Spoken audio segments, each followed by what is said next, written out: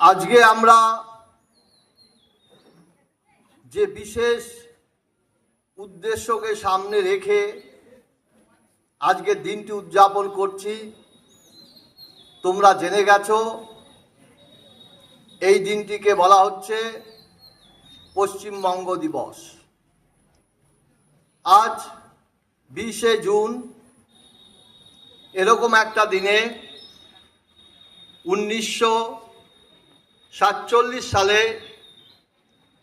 বঙ্গীয় প্রাদেশিক আইনসভায় 51-18 ভোটে বঙ্গভঙ্গের বঙ্গ বিভাজনের সিদ্ধান্ত প্রস্তাব সেটা গৃহীত হয় এবং অবিভক্ত বাংলা, যেটা বর্তমানে বাংলাদেশ বা পূর্ববঙ্গ, আর আমরা যে প্রদেশে আছি সেটা হচ্ছে পশ্চিমবঙ্গ। এই দুটো বঙ্গ মিলে ছিল অবিভক্ত বঙ্গ। আমরা জানি দ্বিজাতি তত্ত্বের ভিত্তিতে ভারতবর্ষের স্বাধীনতা এসেছিল। 1940-এ লাহোর অধিবেশনে মোহাম্মদ আলী জিন্না, সুরাহবর্দী ইত্যাদি প্রমুখ মুসলিম লীগের কর্ণধারেরা সিদ্ধান্ত নিয়েছিলেন যে ধর্মের ভিত্তিতে ভারতবর্ষকে ভাগ করতে হবে, না হলে আমরা এই স্বাধীনতা মেনে নেব না। সেই সময় আমরা জানি ভারতবর্ষে ছিল ব্রিটিশ শাসন। ব্রিটিশরা কি উদ্দেশ্যে এসেছিল ভারতবর্ষে? তারা ব্যবসা বাণিজ্য করবে, শাসনের নামে শোষণ করবে। ভারতবর্ষের কোন অংশ কেটে বিচ্ছিন্ন হলো, কোথায় কি হলো, এগুলো নিয়ে তাদের মাথা ব্যথা ছিল না। প্রায় 190 বৎসর ভারতবর্ষকে শাসন করেছে, শোষণ করেছে।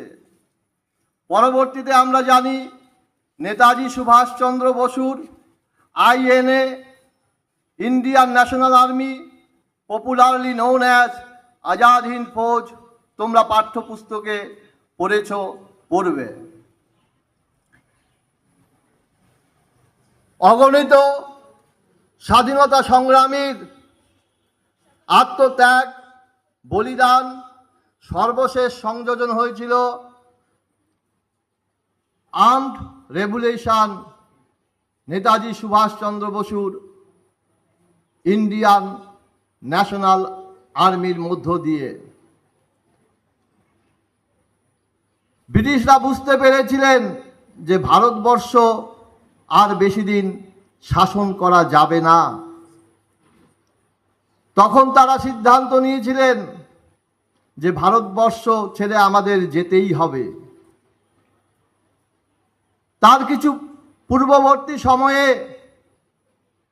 ভারতবর্ষ একটা বিশাল দেশ, বিভিন্ন প্রদেশ, তার একটা করে স্বায়ত্তশাসিত সরকার ছিল, যেরকমটি ছিল অবিভক্ত বাংলাতে। এরকম বিভিন্ন প্রদেশে স্বায়ত্তশাসন ছিল, আর ছোট ছোট রাজন্যবর্গ বা প্রিন্সলি স্টেট ছিল, যার মধ্যে কোচবিহারও একটি, হায়দ্রাবাদ, এরকম আরও প্রচুর ছোট ছোট রাজাদের স্বাধীন রাজ্য ছিল।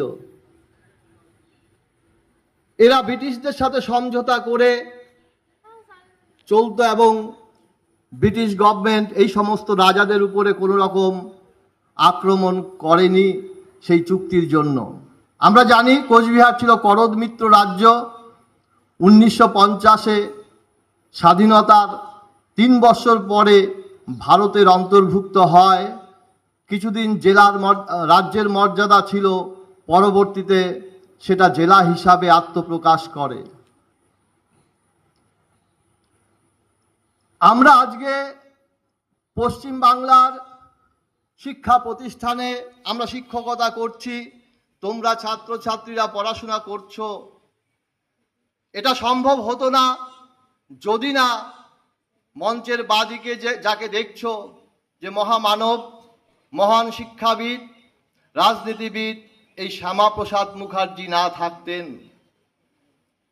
স্বাধীনতার কিছুদিন পূর্ব থেকেই 1940-এ যখন লাহোর অধিবেশন হলো, যে দ্বিজাতি তত্ত্বের ভিত্তিতে ভারত বিভাজিত করে স্বাধীনতা দিতে হবে, সেই সময় আওয়াজ উঠেছিল যে বঙ্গপ্রদেশকে, আনডিভাইডেড বেঙ্গল, অবিভক্ত বাংলাকে বিভাজিত করেই স্বাধীনতা দিতে হবে। সেই সময় বঙ্গপ্রদেশের প্রধানমন্ত্রী, ওটাকে প্রিমিয়ার বলা হতো, ছিলেন সুরাহবর্দী। 16ই আগস্ট 1946, স্বাধীনতার 1 বৎসর পূর্বে, সেই সময় ইতিহাসে আমরা হয়তো 1 লাইন বা 2 লাইন পড়ার সুযোগ পেয়েছি বা পাব।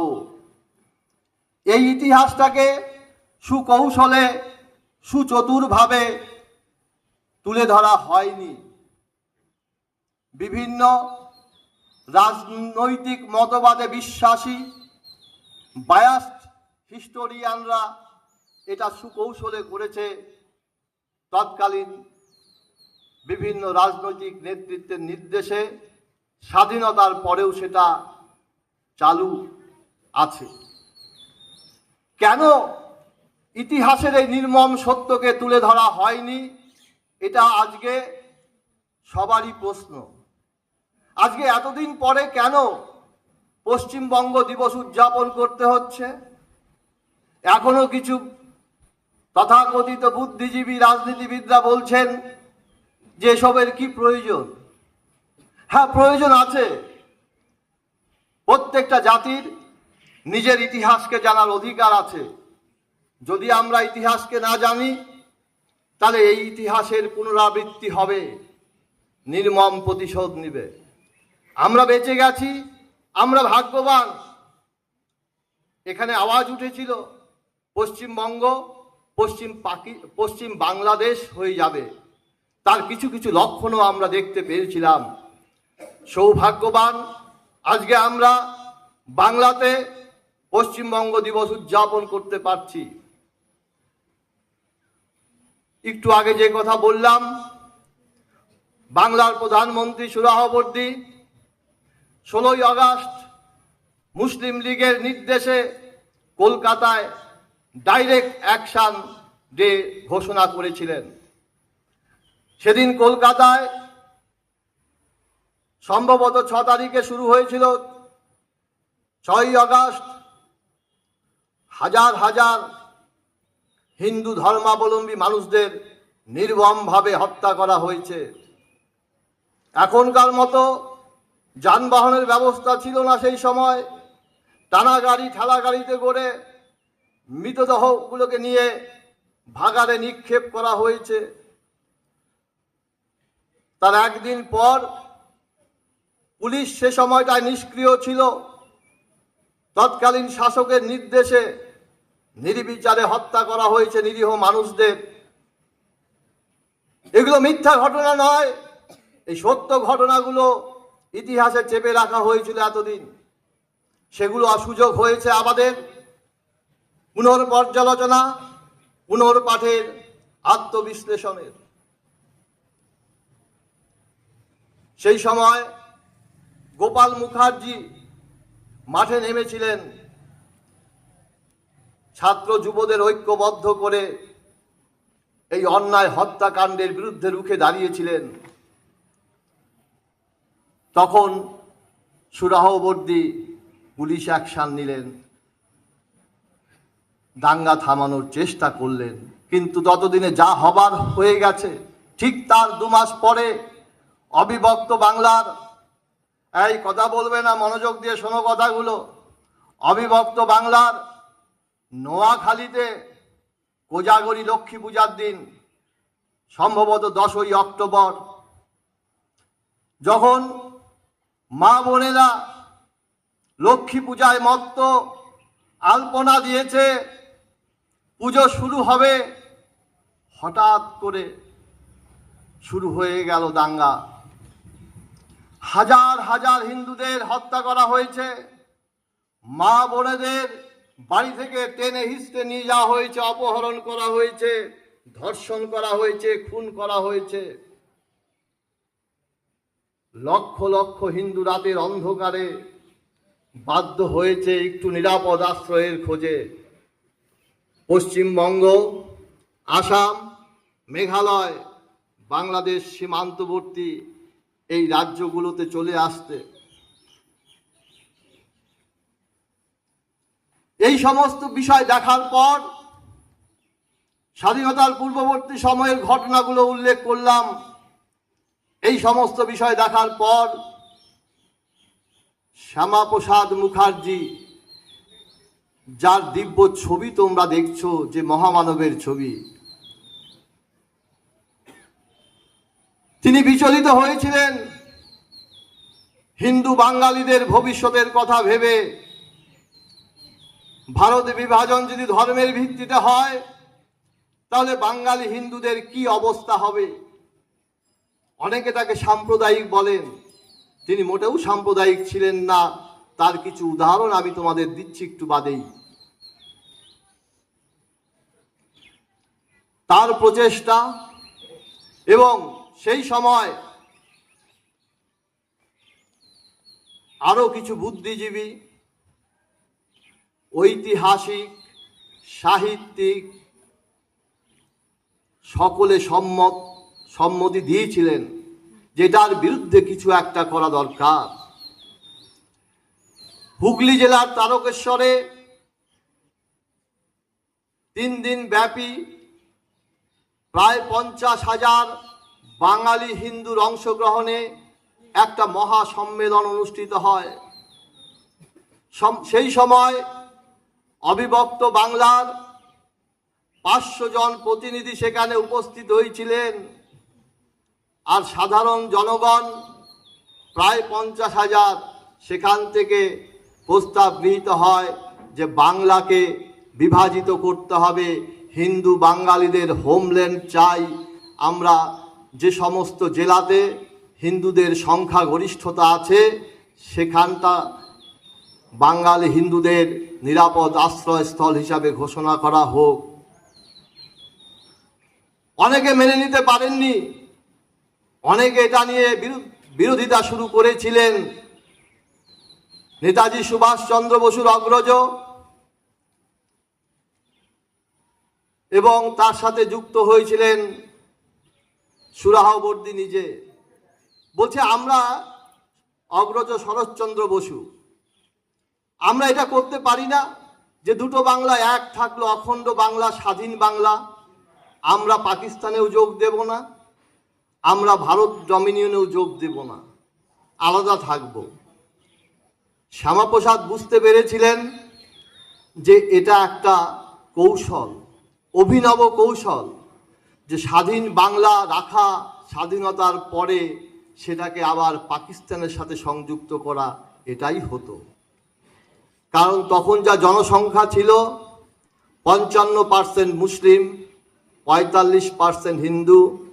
তারা একটা খসড়া তৈরি করেছিলেন যে এই বাংলার শাসক থাকবে ক্রমানুসারে মুসলিমরাই, হিন্দুদের কোনো অধিকার থাকবে না ওই চেয়ারে বসা।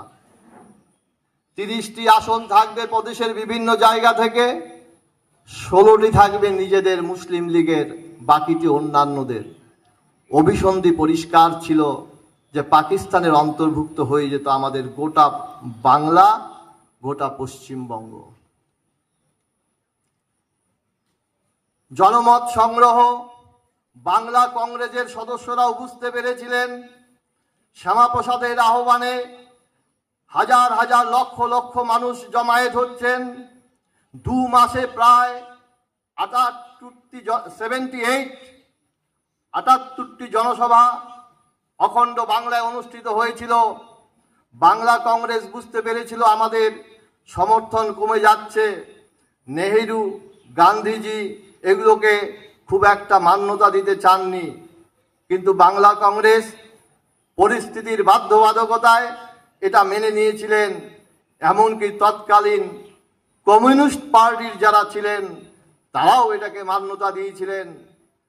বাংলা আইন পরিষদে ভোটাভুটিতে দেখা যায় সংখ্যাধিক্য ভোট বাঙালি হিন্দুদের হোমল্যান্ডের জন্য জেলাগুলিকে নিয়ে পশ্চিমবঙ্গ সৃষ্টির পেছনে সমর্থন দিয়েছিল। সংখ্যাটা ছিল 51 আর 18টি ছিল বিপক্ষে, যার জন্য সংখ্যাধিক্য ভোটের জন্য পশ্চিম বাংলা গঠনের সিদ্ধান্ত সেদিন গৃহীত হয়।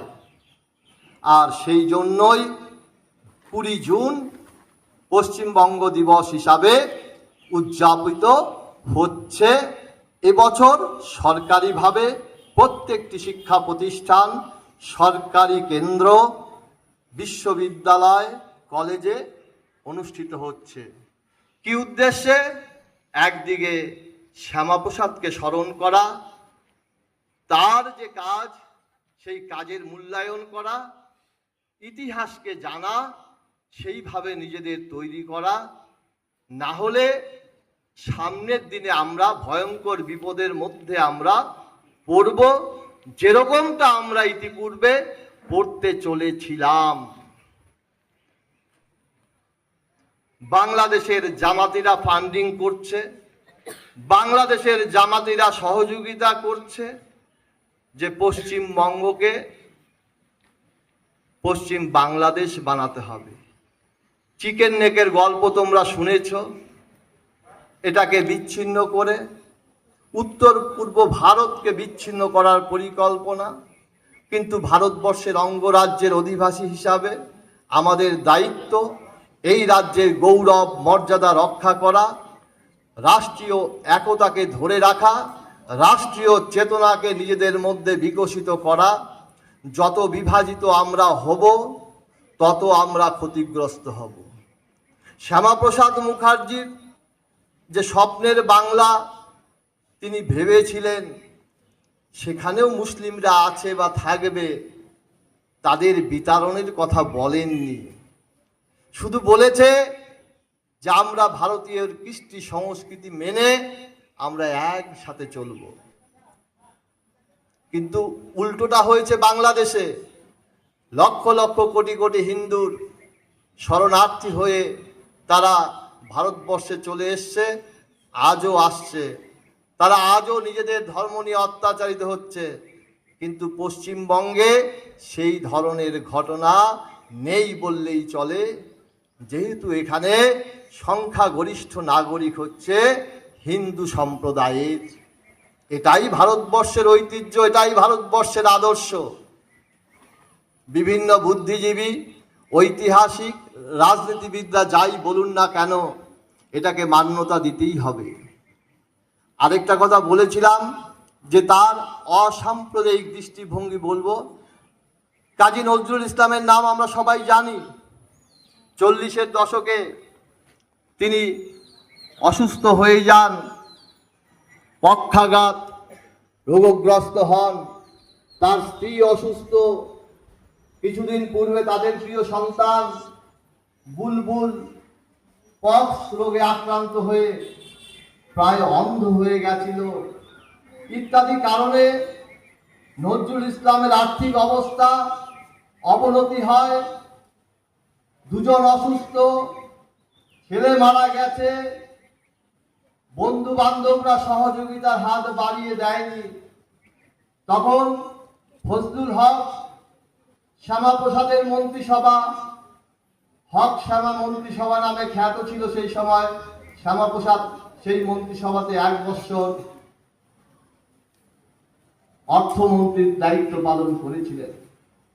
শ্যামাপ্রসাদ খবর পেয়ে নজরুলের বাড়িতে ছুটে যান, তার চিকিৎসার ব্যবস্থা করান, তাকে অর্থ দিয়ে সাহায্য করেন। এই ছিল একজন মহামানবের ভূমিকা। ধর্মের বিচার তিনি করেননি সেই সময়, কিন্তু স্বধর্মের লোকেরাও তখন নজরুল ইসলামের আর্থিক দৈন্যদশা, শারীরিক অসুস্থতা, জীবে আড়ষ্টতা, পক্ষাঘাত, প্যারালাইজড হয়ে গেছিলেন, কথা বলতে পারতেন না ভালোভাবে, পাশে দাঁড়িয়েছিলেন। মানব দরদী পণ্ডিত শ্যামাপ্রসাদ মুখার্জি। আজকের দিনে আরেকটু না বললেই নয়, ডক্টর শ্যামাপ্রসাদ মুখার্জি বাংলার বাঘ যাকে বলা হয়, স্যার আশুতোষ মুখার্জির সুযোগ্য পুত্র। পিতৃ পরিচয় তার পরিচয় নয়, নিজে গুণের নিজের পাণ্ডিত্যে তার পরিচয়। মাত্র 33 বছর বয়সে তিনি কলকাতা বিশ্ববিদ্যালয়ের উপাচার্যর পদে বসেছিলেন। কলকাতা বিশ্ববিদ্যালয় থেকে ইংরেজিতে ফার্স্ট ক্লাস পাস হয়েছিলেন।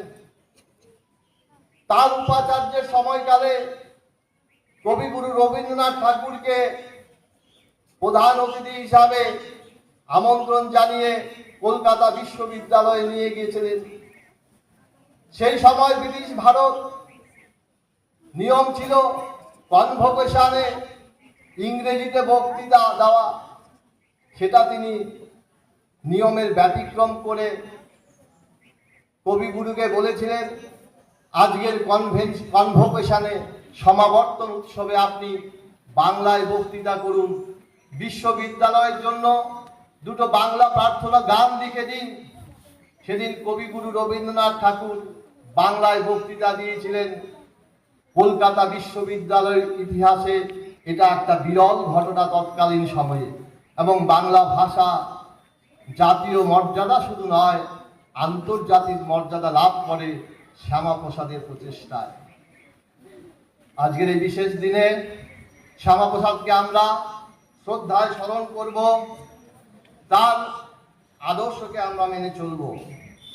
পরিশেষে দ্বিজেন্দ্রলাল রায়ের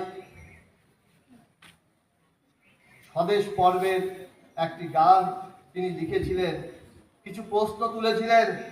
বঙ্গ আমার, জননী আমার, ধাত্রী আমার, আমার দেশ, কেন গো মাতর রুক্ষ কেশ, কেন গো মাতর শুষ্ক নয়ন, কেন গো মাতর রুক্ষ কেশ, কেন গো মাতর মলিন বেশ। বাংলা মায়ের এই মলিন বেশ, এই দুর্দশা আমাদের ঘোচাতেই হবে। শ্যামাপ্রসাদের আদর্শকে সামনে রেখে বাংলার হৃত গৌরব আমাদের পুনরুদ্ধার করতে হবে। একটা সময় বলা হতো, what Bengal things today, India things tomorrow. আজ যা বাংলা ভাবে, ভারত সেটা কাল ভাবে। সেই জায়গায় আমাদের পৌঁছাতে হবে। আমাদের বাংলা অসংখ্য মনি ঋষি বিজ্ঞানীদের আবিষ্কার, তাদের সাহিত্য সম্ভারে সমৃদ্ধ, সেগুলো নিয়ে আমরা সামনে এগিয়ে যাব। জয়তু পশ্চিমবঙ্গ, জয় ভারত, বন্দে মাতরম। আমার বক্তৃতা এখানেই শেষ করছি।